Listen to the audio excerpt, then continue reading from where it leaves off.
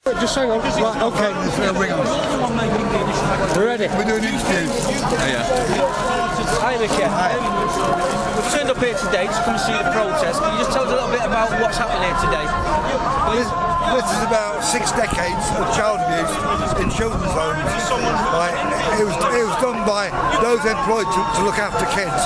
It runs from 1953 and it's probably still happening now. My case I took to the police in 2003, they failed to investigate. That is under investigation right now by the Independent Police Complaints Commission, and it's been reported through Her Majesty's Inspectorate of Constabulary. I've had to come all the way from New York to fight this because it's been covered up, and I exposed the cover-up last year. But it got exposed by a lot of people protesting from July of 2013, and the protests have continued. We've got it out in the open now, and we're hoping that we're on the verge of getting a survivors-led public inquiry. Can you tell me what kind of support you've had from the police, social services, everything else like that? Well, I'll tell you what support I've had from the police. I went to them in 2003, they failed to investigate. While I was in New York, they said they was trying to arrange an interview through Interpol. I spoke to Chief of Police Jim Shepherd in the city of Rochester, New York. No one from Nottingham Police ever contacted them, and it wasn't until December of 2014 that I got my first interview with any UK police officer. I was on Facebook and Twitter battering them non-stop to try and get interviews. That finally happened when a Mansfield newspaper put on the front page, "Find my rapist before I do," because I'd actually located him. And if the police weren't prepared to go and get him, I told them I'll go and do a citizen's arrest. Was that was in the mainstream media, the papers, was that? It was. But it was highlighted mostly in the Mansfield paper called Mansfield Chad. Mansfield Chad, that's, I remember seeing that, yeah. So has the papers, local papers, been supporting your protest? And the Nottingham Post, to their credit, they've turned up at all of them, but the ones that have done the most work are two reporters from the Chad, Andy Johnson and Nick Crane, and their dedication has really created the exposure that we have today. Their exposure has been behind these masses of people that have turned up today. We're not going to take it no more. The likes of John Collins, Ian Currier, of the City Council, Steve Edwards, Anthony May and Alan Rhodes of the County Council, you're all liars and you're hiding paedophiles. You hid Alan Smith, the former Director of Social Services, my child rapist, and refused to identify to me who he was under the Freedom of Information. Well, guess what? We got him. And hopefully he's going to face trials. And hopefully he'll go to jail. And hopefully soon you're going to join him for the offences that you committed, the criminal acts of destroying records and hiding the things that have been going on for all these years. So Micky, has anybody been arrested through obviously the hard work that you and supporters have been doing to this day? Well, the police arrested someone the other day, a guy from Wembley, somebody called Bethel. He was remanded in custody, charged with a load of offences from the 80s. But to date, Operation Daybreak, it's the best part of 5 years in, no one has been brought to trial. So Operation Daybreak, that's the Nottinghamshire Police's operation, yes. Yeah? But Operation Daybreak did include a place called Skegbury, which is near Sutton in Ashfield. Under the direction, we believe, of Helen Chamberlain, the Superintendent of Police here in Nottingham, and the councils, we believe, through information that we've got, that the Skegbury inquiry was separated as a separate investigation because they didn't want it to appear to be the big cover-up that it really is. So if they divide it into two, and they have two inquiries, you never see the truth extensively. But we've got a nice little group together now a Nottingham CSA Survivors Inquiry Action Group, and we're going to battle the councils all the way, if need be, to Europe for a full survivors-led inquiry. You know, when you're saying you've had no support from the police and the council, etc., has there been any harassment from the police and anyone else? I'm constantly harassed. I cannot access any council services at all. I'm chronically ill. I might not portray that picture, but I live with several life-threatening conditions, and I need to see a benefits advisor at the council. I'm banned from the council buildings ever since the protest last September. Alison Michalska, the corporate director of social services, directed that I have one point of contact for anything, and emailed every one of the councillors to say that they're to have no dialogue with me whatsoever, and I can't do nothing. Basically, I'll continue to defy them, and I'm not going to go away. Micky, can you tell us some more about the inquiry that's been set up? Can anybody get involved and support you with that? As far as that is concerned, we have Philip here as the vice chair, and we have David, who is the chair of the Survivors Action Group for public inquiry. Maybe David would like to comment. In terms of the public inquiry, that of course is what ultimately we are trying to get. Micky's protests, very vocal, very loud, has obviously brought a lot of attention to this issue. It has polarised the authorities in their position, and we're now trying to move them off that position of moving away from having an internal review, which is what they wanted to do in their preference, kicking this into the long grass and trying to keep survivors quiet. We've been calling for a public inquiry in order that actually we can give the survivors a platform to have their voices heard. We've managed to move the PCC to a position where he now believes survivors need to be listened to more, and that he is now supportive of a public inquiry. He still uses the word review, but I'm optimistic he means inquiry. The councils seemingly are beginning to talk about wanting to engage with survivors, wanting to begin to craft terms of reference for an inquiry, so that's positive.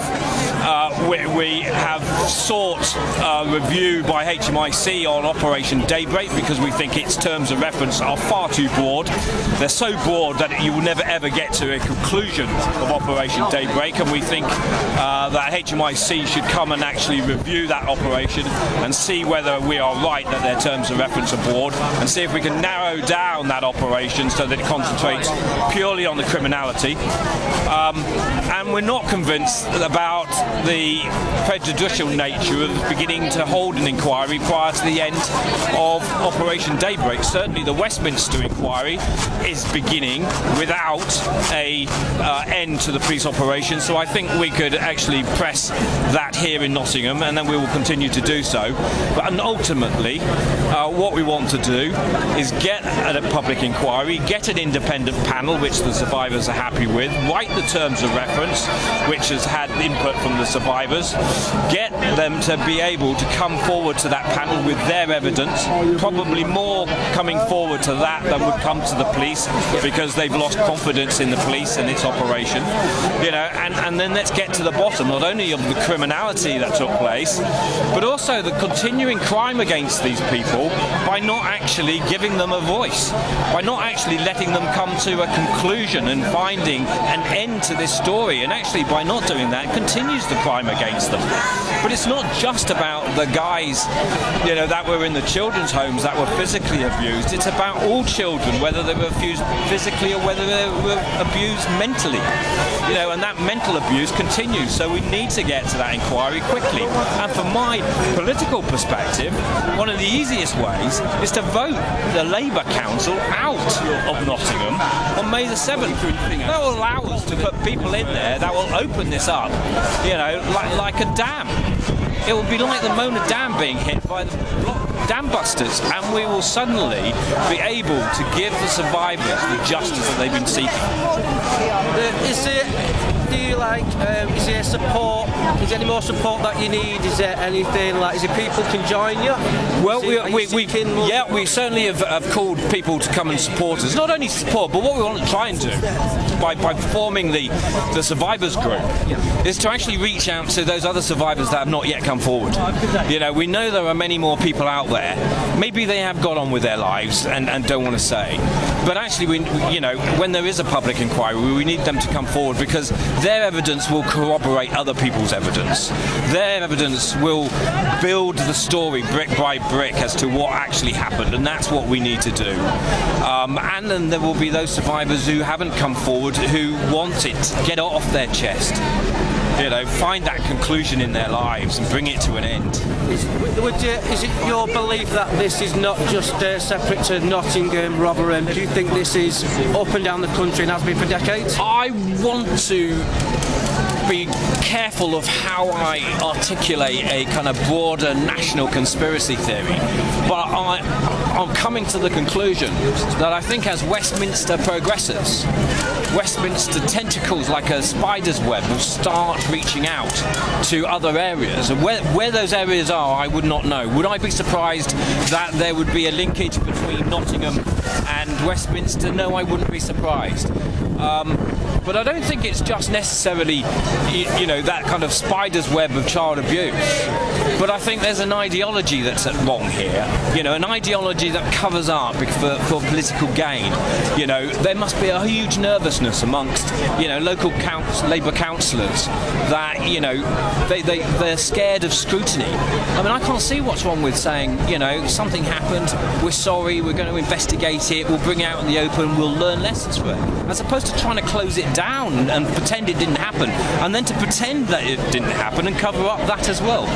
So would you think that because it's not being investigated, that would it be fair to say that people have something to hide?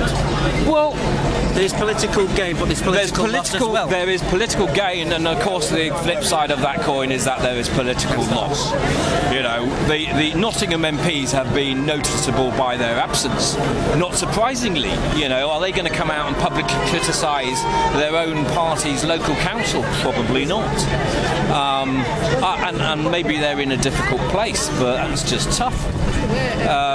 Nottingham Council, yes, of course, they're going to have cover-up. As Micky has told you, these records don't go missing, you know, all the time. It's strange that records go missing. The day books of the homes, where are they? You know, they're not around. So what would you like to see happen after all the hard work? I mean, there's been so much hard work put into things now. The hard work continues. The hard work continues until we get that position where we have an open inquiry. When we get that position where we can have survivors come forward and they can have closure, they can have their voices heard, they can be listened to, they can be believed, and someone can actually say, yes, you were right. We will find out then, you know, if there's any more criminality, fine, and the police can then carry on with their judicial inquiries. We can find out whether organisationally there was corruption. We can find out why there was cover-up and in whose interest that was, and you know, and we can move forward in a much more open way. I mean, I spent, you know, we're on the square today when the Army's doing their recruitment activity.